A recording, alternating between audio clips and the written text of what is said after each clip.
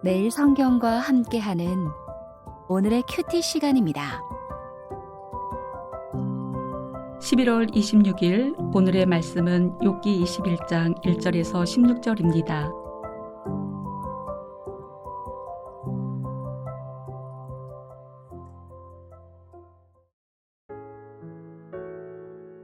욥이 대답하여 이르되 너희는 내 말을 자세히 들으라. 이것이 너희의 위로가 될 것이니라. 나를 용납하여 말하게 하라.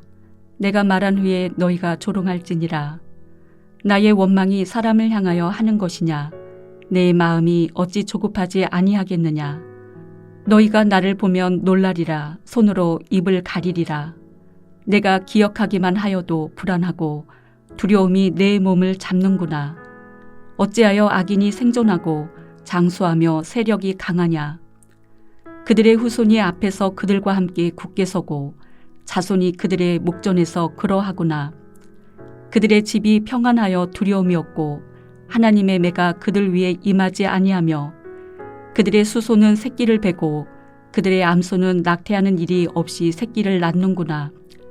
그들은 아이들을 양떼같이 내보내고 그들의 자녀들은 춤추는구나. 그들은 소고와 수금으로 노래하고 피리 불며 즐기며 그들의 날을 행복하게 지내다가 잠깐 사이에 수월에 내려가느니라.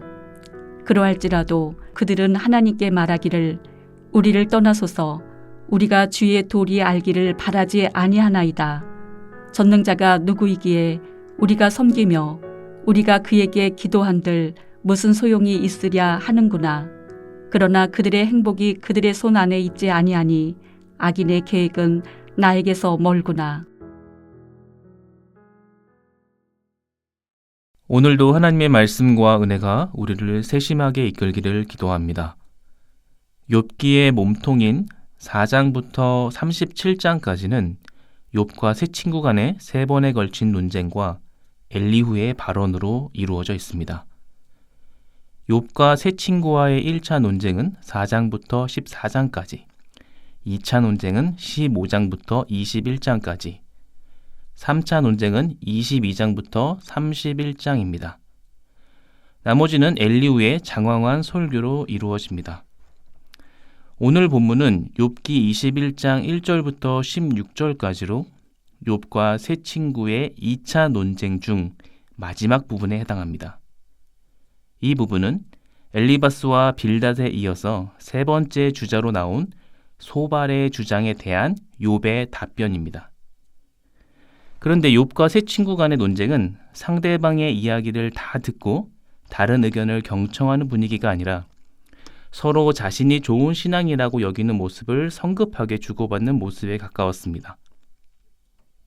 1절에 욥이 대답하여 이르되 라고 화자가 전환된 후에 욥은 먼저 친구들의 태도에 대해서 문제점을 제기하고 이어서 친구들이 주장한 내용에 대해서 다룹니다.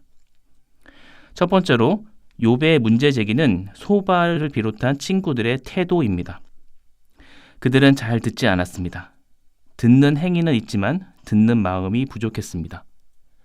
종이 위에 찍힌 마침표가 중요하듯이 대화할 때도 상대방의 마침표를 잘 들어야 합니다. 마침표가 없는 대화, 끼어들기로 인해 내 말이 강제적으로 종료되는 일이 잦아지면 더 깊은 대화로 나아갈 수 없습니다.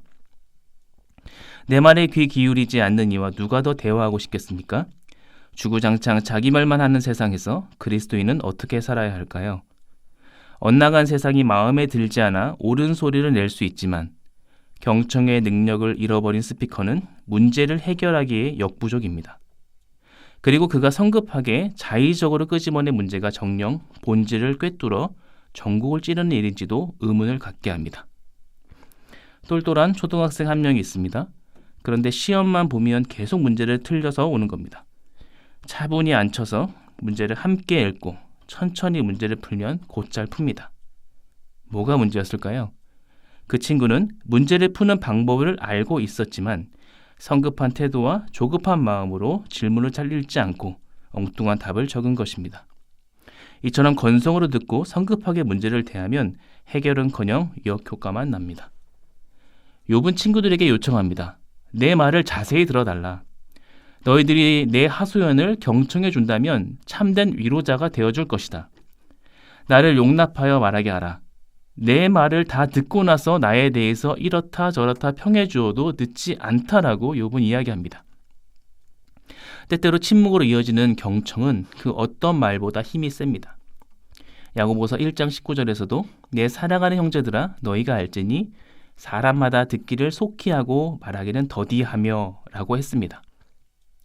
경청은 오해를 이해로 만들 수 있는 그런 힘이 있습니다.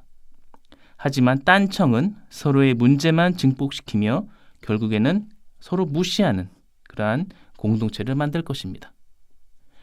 두 번째는 욥은 소발의 주장에 대한 내용을 비판합니다.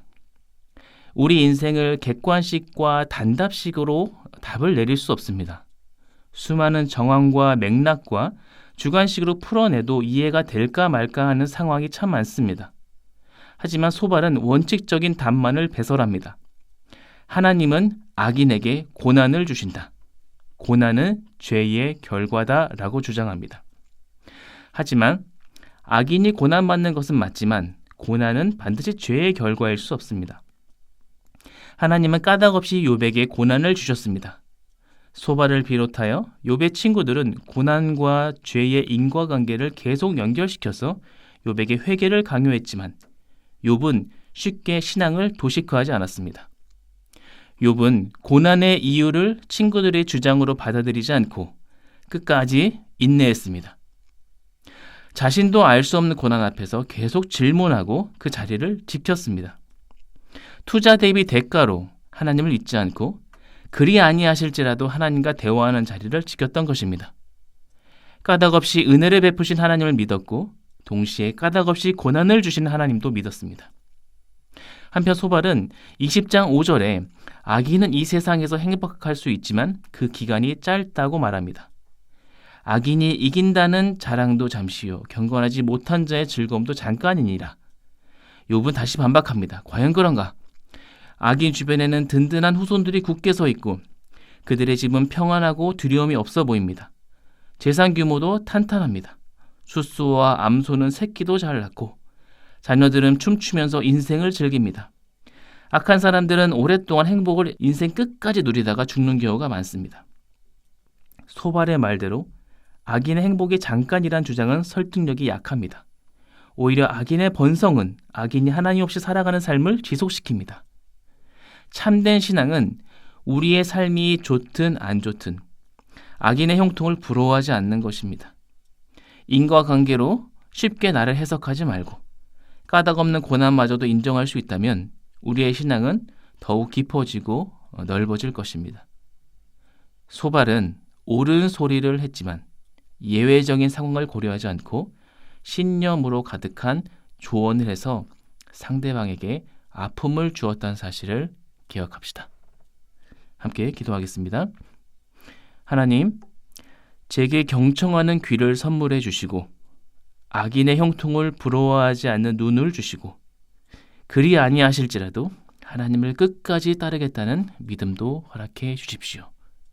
이 모든 말씀 우리 주 예수 그리스도의 이름으로 기도드립니다. 아멘.